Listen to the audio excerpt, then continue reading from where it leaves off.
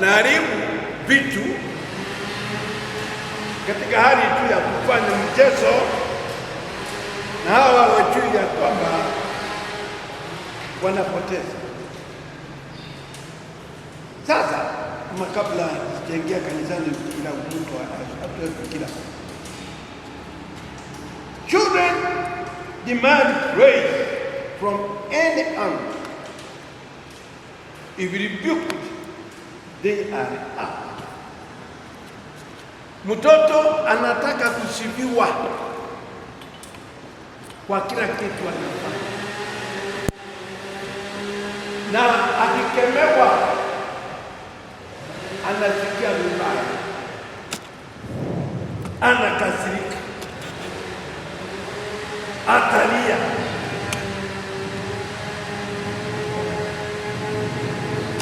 Hiyo ni tabia ya mtoto, na tutakuja kuangalia tabia ya watu ambao wangali watoto jinsi walivyo.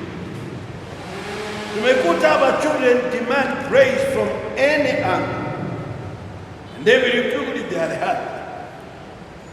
Jambo lingine, children are selfish.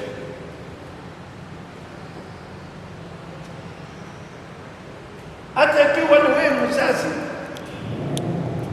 umempatia ndizi, na tena ukitaka hiyo ndizi kule atakunywa, lakini ujue una uwezo wa kunyang'anya. Wewe ndio uliyompatia, una uwezo wa kunyang'anya akae bila ndizi. But that is the habit which is in children. Children are easily swayed.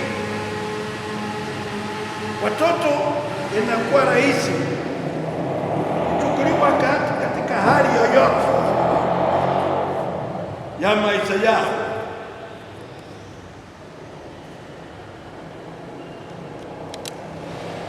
Children think babies are found. Watoto wanajua watoto wanapatikana. Kama akiona mama akija, tamuliza mama yake, huyu mtoto ulipata wapi? Na walikuwa wangapi ukachagua huyu? Kwa sababu mtoto hajaingia katika kiwango ya kujua na kwamba mtoto hapatikani hivyo. Mtoto atengenezwe kama kutengeneza kiti, mtoto anasaliwa. Na kabla sijaenda mbele, nataka ujue these behaviors on the physical, they are seen also on the spiritual, to the believers who are behaving childish man. Now, kabla sijaenda kitu kingine, hii tabia ya utoto ambayo iko kwa watoto itaweza kuchangia hali ya utoto, itaweza kuonekana kwanza kama hii.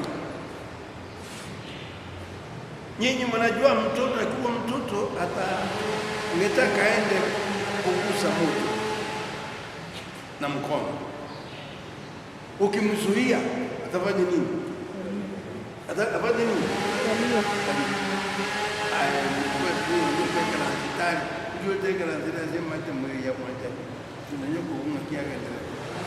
Hallelujah.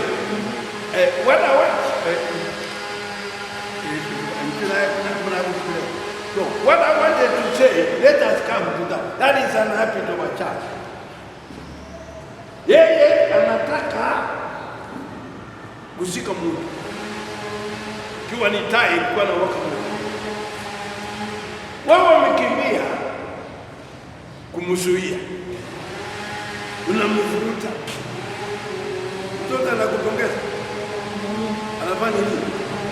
Anafanya nini? Ana kaisibia mimi jaji Joshua. Haleluya. Mtoto anafanya nini? Analia. Na kulia kwake amekuona umemkosea. Kulia kwake ni kwamba umemtoa makosa. Yeye kitu alitaka ni kupongezwa. Hata wakati anataka kula ajabu, unapomwambia hii nitakataka ukimbagusa, yeye atalia. Na anasema unamsumbua. Kama nitaka atake kwa lugha, ningesema unamsumbua. Na kweli wewe kama mtu ambao umekomaa, kitu unaofanya kwa mtoto si kuonyesha ya kwamba unamchukia. Ile kwenda kumkataza ni kuonyesha unampenda. Haleluya. Ni kuonyesha unafanya nini? Unampenda. You are showing out that you love the child. If you behave in that behavior of saying, let the child do whatever the child does, you are going to miss your child. And the child is going to die. And you are going to be the causer of death because you are mature. What we bring it in the church now, we have believers who are in the church. Whenever they are right, because of being children, they cannot appreciate. They will call you an enemy. They will see you as somebody who is hindering the progress. And they will complain. Inwardly, they will see you as somebody who is against that person. If you are in a church and people have become believers, somebody messes in the church, abuses the people, we clap for him so that he cannot be heard. He does a lot of evil, and what that person is doing, it is bringing that person down and not building. Why do we preach the word? The word of God rebukes people in our community where they are going wrong, so that they can stop. The word of God is preached, people teach the word of God so that you can be put right. Lakini ukiwa wewe ni mshirika, unapoambiwa hii tabia ni mbaya, na mwingine anapokuambia mtu wa Mungu ya kwamba hii tabia ya kutumikia mikutano ni mbaya, hii tabia ulio nayo ya kukaa na kuongea na wanaume sana mpaka unaenda usiku wa manane nyumbani ni mbaya, utaweza kumwambia wewe ni mzuri, fanya kazi yako nami nifanye kazi yako. You know, that is the behavior. Na huyo mtu hata fikiria ni sababu gani imekufanya ukataka. Now you are going forward to tell this woman to walk early. It is for her sake. If he is a married man, he is going to serve the husband properly because he is going to meet the needs of children. Lakini ili kukaa mpaka usiku wa manane. And And again, he happens to be a wife of any man who wants her. Kama ni mwanamke. Lakini kanisa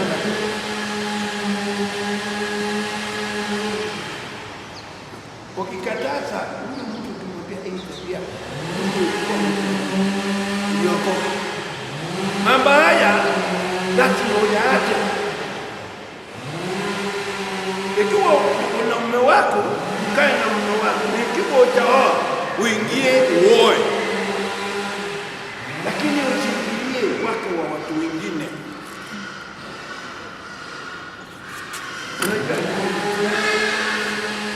Maana atakasi bado ananitunga wacha nipate sehemu nataka hai, lakini kuna unavyotaka hiyo njia ya utoto, nami umeniambia ni kuache uendelee hivyo, kwa kweli italeta aibu hapa mbele, si kwako tu, pamoja na mimi ambao tuko na wewe.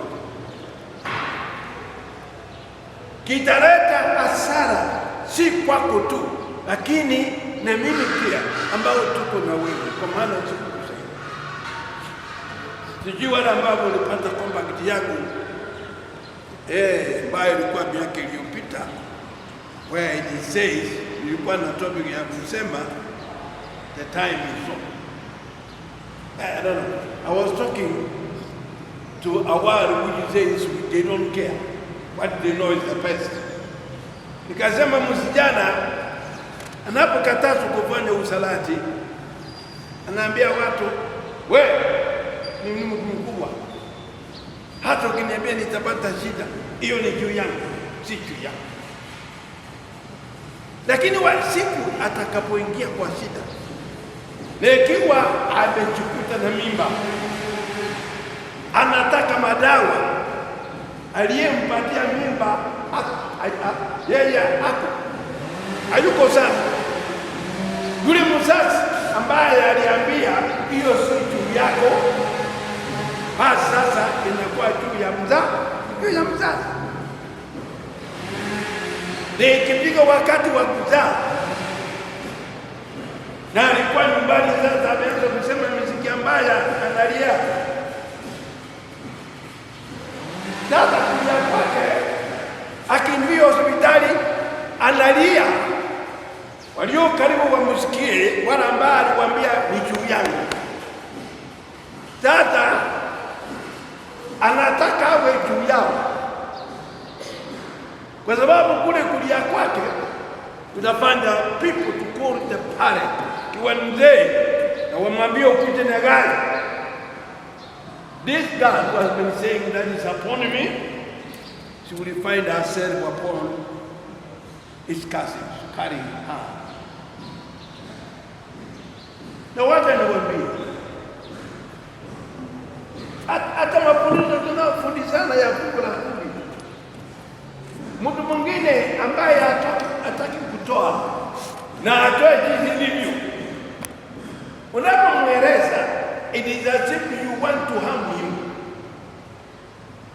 Unataka kumuumiza. Kwa nini? Watu wanapotoa fungu la 10, ni kusema apate jinsi amepokea. Hiyo ni kusema you give the 10th of your income, yale ambao ulipata.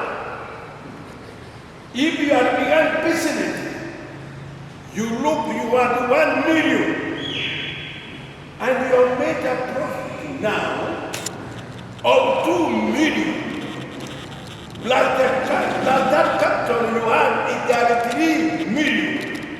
Sasa utoi ya 3 million, unatoa the profit ambayo ni 2 million. Na sasa profit ya 2 million, it is 200,000. Sasa mtu anapoona atoe hizi pesa,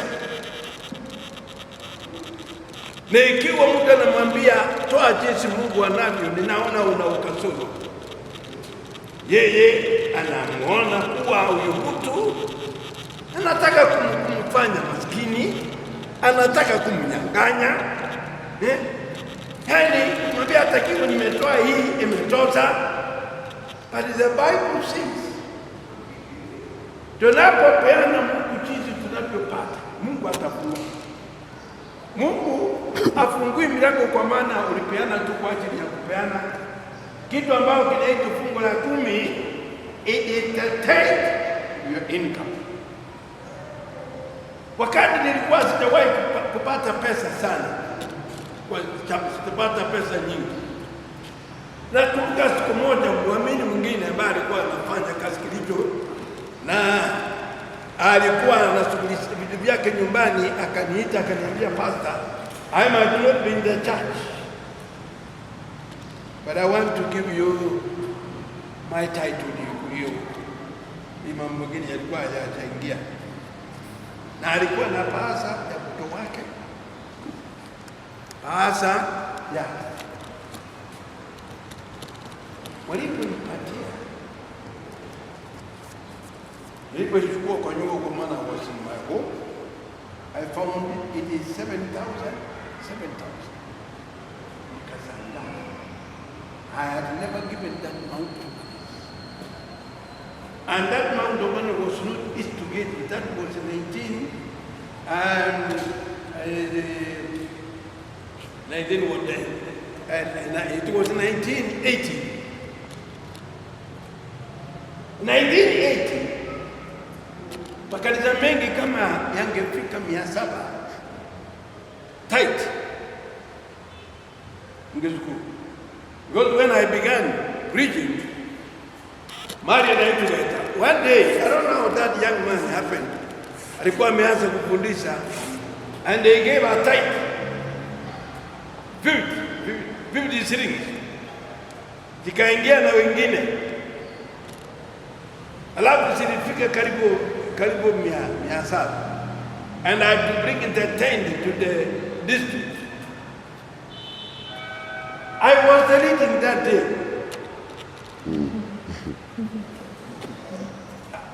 Hiyo ni shilingi 7 nimekuja na. Kuna mtu mwingine aliniambia, alikuwa anatoka Machoge naenda mpaka Sambeta, na ana tai aliona shilingi 2 ambaye hiyo ilikuwa pesa. So when this man gives 7, ilinigusa nikamwambia Mungu, Bwana, I was a preacher. God, I have not begun this with a big man, but help me to give my tithe, to understand as you have been able to this man. The man is still alive in the money. Ila ambalo ningetaka niwaambie, nami katika, kwa maana sikuwa na pesa nyingi, nimejifunza mingi kwa watu ambao walikuwa wanajua kumtolea Bwana. Kuna mama mwingine alikuwa anaitwa Tabiri, is that this 10,000. Nikasanga. But you know, of present 10,000 si money. Lakini that time mtu kuwa na 10,000. So what I wanted to say, many Christians in the church, they can get 200,000. Lakini akileta 2,000, kitu anataka ni kuongeza. Ukitaka kumuulize au washauri, yeye atakwambia hiyo ni shida. But you know, Biblia inasema leteni zaka zetu katika in my granary, katika store yangu, nami yote. You don't thank God by giving a bit of your time, because the Bible calls you a thief. You thank the heart of God when you do what he says. Wacha nikwambie, muujiza tu katika maisha ya Mkristo ni kufanya jinsi Mungu anasema. Haleluya. Amen. Haleluya. Amen. Unaangalia hiyo video. Haleluya. Amen. Muujiza tu kwako. Ndio ukitaka kuwa mtu wa nguvu, the only way is to do as the Bible says. That's why when they were told, go and you shall lay your hands upon the sick. Now, if the sick people are there, na unakataa, usiweke mikono yako juu uwaombee. The person can continue to suffer and may die. Na utakuwa ukikimbia vitu vingine, lakini kitu uliambiwa ni kufanya jinsi Biblia inafanya nini? Inasema. Haleluya. Na ukifanya jinsi Biblia inasema, sasa Mungu ataitikia. Nguvu zinaanguka mahali ambao tunakutii. This is why nyinyi mnajua hapo ndo anaitwa Petro, siku moja walifanya, they were there looking for fish throughout the night. The time they know is when the fish are moving around, but throughout the night they never got any fish. Lakini ilipokuwa asubuhi,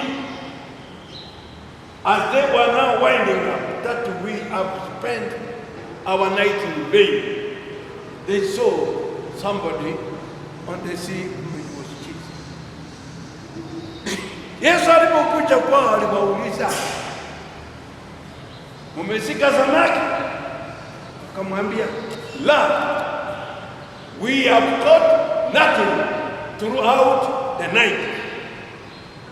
Baada ya kuongea nao akawaambia, now can you throw the net on the other side? Peter akajaribu kuweka Yesu vizuri. Peter wanted to put Jesus right because Jesus is almost saying, you have never gone to fish Jesus. We don't fish at the daytime. Because the fish, they have gone to do what? To sleep.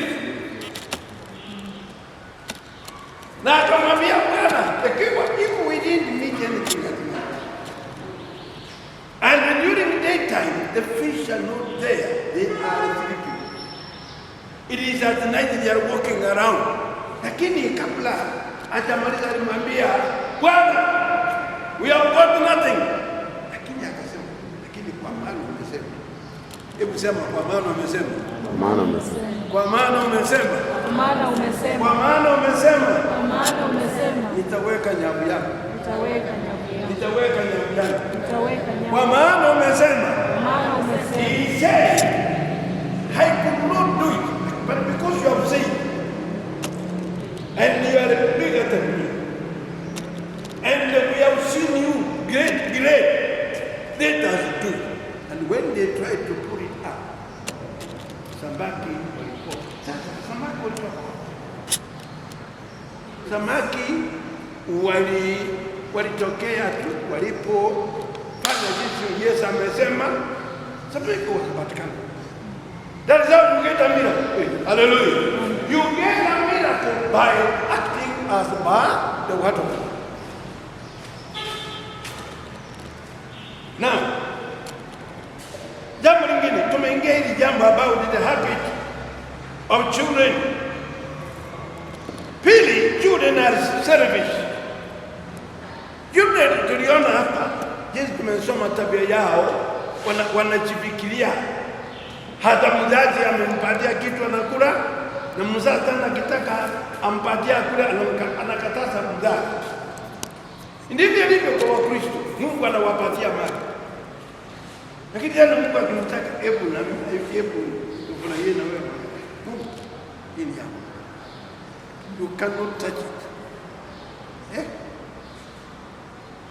Just biluni naye kwa lingi. Wakani wenye sangi Mungu. Yani ya zako. Mwenye kama temu. Tokolia. Ingeweka ngulia. Again, you as a parent, you can snatch that child. Whatever you are given him, you eat all. And he cannot do anything. And that is how we believers are. When we don't try to think that what we have, God wants to enjoy this with us. Not because he lacks anything, because he's the provider. Hallelujah. Mzazi unapoambia mtoto nataka nikule tu kwa sababu wewe ni maskini, kwa maana wewe ndio ulipea yeye. Nataka nimalize kwa kusema nataka nikuje hivi. Tafadhali watu wa Mungu, tukiwa watu ambao tutaki kuweka vizuri, tutajiumiza na tutakuwa watoto na hatutaongeza chochote duniani, maisha yetu ya Ukristo. Now let me talk something here before we go about to stop thinking like children. When you stop thinking like children, for you to stop, you must realize that you have childish thinking and repenting. Huwezi kujifanya na usitukate wewe umeanza tabia ya kitoto, lazima uundwe una hiyo tabia. Na ukiundwa hiyo una hiyo tabia, uikatae kwa jina la nani? Yes. Kwa jina la nani? Ya Yesu. Hallelujah. Amen. Uswatu mwenye uiache kwa jina la nani? Ya Yesu. Yesu. Amina. Hata mwanamke akigundua kitu kinaleta mtina ndani ya nyumba alikutokana mume. Amina. Kwa maana umegundua lile ambalo linakuletea shida. Hiyo ndio njia unapokuwa kanisani. Mtu ambaye yako kanisani, unajua ya somebody in the church, hata wewe kujua hii kazi ya Mungu ni watu wanafanya kazi wa ambao wako hapa. Yeye sangine anafikiri anakuja tu anafurahia kanisa yetu ndio kutafanya maendeleo. He does not contribute. Yeye ni kufurahia tu vitu, kwa sababu hiyo ni tabia ya utoto.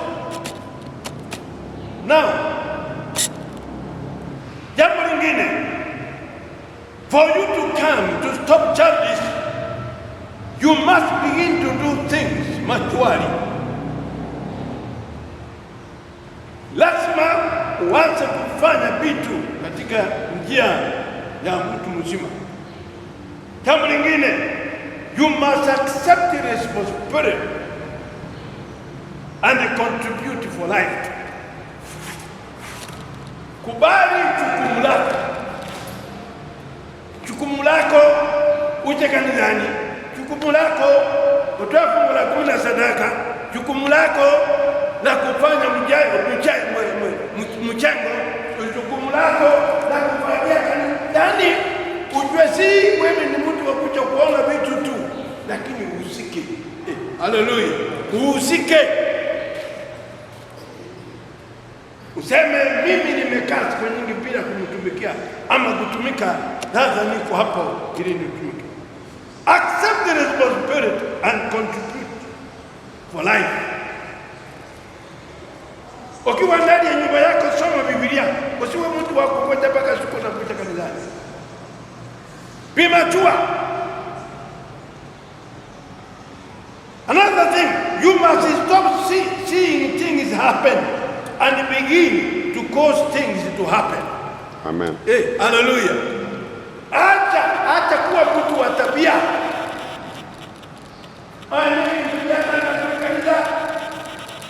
Aitaka Mungu ndio ni tabia nga abantu bakora.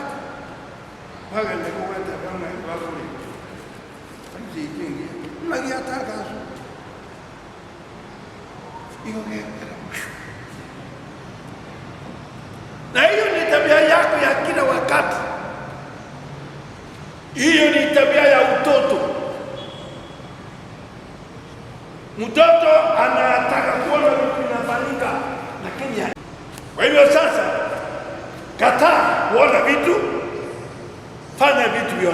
vionekane. Haleluya. Haleluya. Fanya vitu vionekane.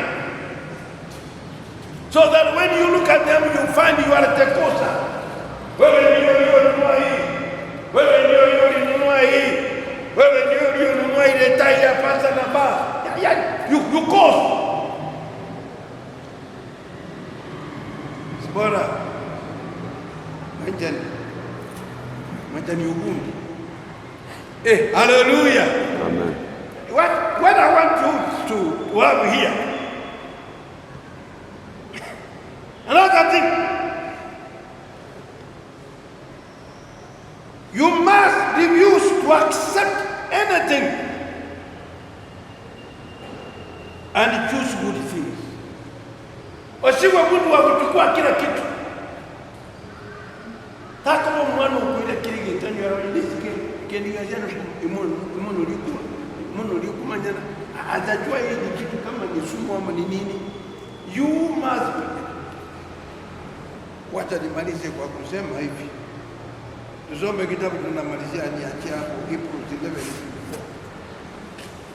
Ili tuombe.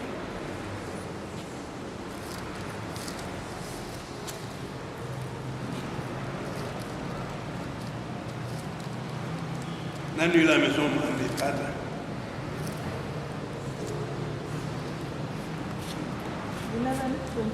Yeah, 24. By faith, Moses, when he was grown up, refused to be called the son of Pharaoh, choosing rather share ill treatment with the people of God than to enjoy the fleeting pleasures of sin. Asante. Can you read it? It says, by faith Moses, when he had grown up. By faith Moses, when he has grown up, refused to be known as the son of Pharaoh. Refused to be known as the son of Pharaoh's daughter. He chose to be ill-treated along with the people of God. He chose to be mistreated along with the people of God. Rather than to enjoy the fleeting pleasures of sin. Rather than to enjoy. Ningetaka namalizia hapo kwa kusema hivi. Neno ambaye imesema when he grew up. Alipokuwa mtoto alikuwa anaisikia hiyo, lakini when he grew up he refused. Na wewe fika mahali ambao unakataa mabaya. Uongoje mpasa kukataza. Uongoje watu wakukuruhusu. Wewe mahali ambao uko, be a grown up. When people are counting you, authorities, never be counted. That means you refuse and you move from them. Biblia inasema kwa imani Musa alitoka kwa Farao. Na akataka asumbuke na watu wa Mungu kuliko kufurahia katika mambo ambao si ya Mungu, na alikuwa tu kwa muda mfupi. Kaza lile ambalo linasema widhani usiwe mtoto waonekana hapa wewe ukichangia. Pray and get a message from God and tell people. Do things even people which they have not done. You do it. Kuna mtu anasema mbara koleke ono kwa uso bali kwa na ile ndo hali na ile ndo hali ya ono kwa bali kwa ande vitu.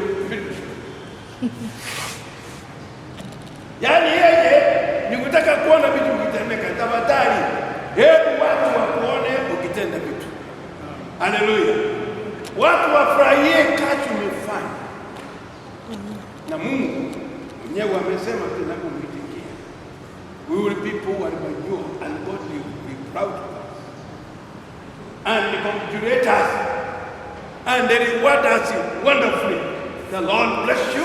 May every one of us in your life, at home, wherever you are, your prayer time, your Bible study, stop childish behavior. Be a mature person, and may God bless you. Amen. Now,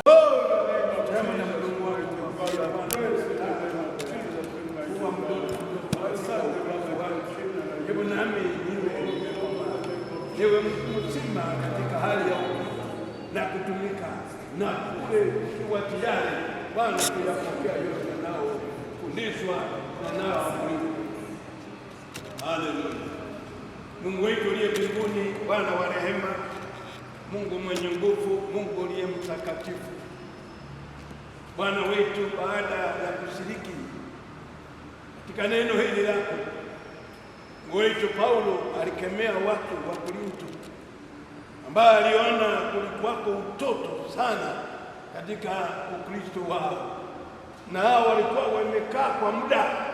Hakutarajia utoto huo, alitarajia kuona utu mzima, lakini yeye alipoona utoto alikawakemea na akawaambia koma. Mwenyezi Mungu, naomba jambo hili liwe jambo ambalo linafikia kila mwamini aliyoko sasa, hata yule mwingine yuko na sisi. Hali ya kukatazwa, hali ile ya utoto, Mungu ifanyike na kila mtu ajitolee kutumika, akiwa mtu mzima katika imani, akiwa mtu mzima katika hali ya kumtumikia Mungu. Bwana, bariki watu wako, na tunaamini umesikia maombi yetu. Kila mmoja mbariki katika jina la Yesu Kristo aliye Mwokozi wetu. Amen.